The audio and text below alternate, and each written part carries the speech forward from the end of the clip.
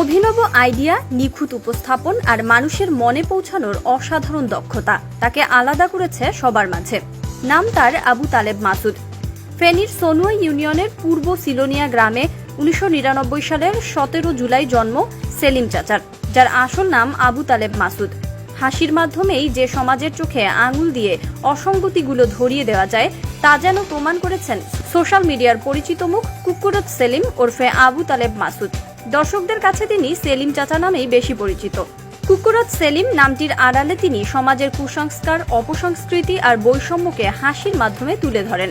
আবু তালেব মাসুদের একটা ভালো গুণ হলো অপরিচিত মানুষ দেখলেও পরিচিত লোকের মতো কথা বলে, তবে নিজেকে কখনো সেলিব্রিটি ভাব দেখিয়ে চলে না। একদমই সাধারণ চলাফেরা তার অভিনয়গুলো দেখলেই বুঝতে পারবেন কতটা পরিশ্রমের মাধ্যমে মানুষকে সে বিনোদন দিচ্ছেন।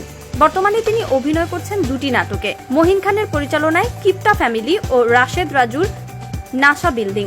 নতুন নাটকের প্রস্তাব পেলেও বেছে নিচ্ছেন কেবল মানসম্মত আর নিজস্ব ঘরানার কাজ। ভবিষ্যতে মঞ্চনাটক ও চলচ্চিত্রেও কাজ করার ইচ্ছা রয়েছে তার।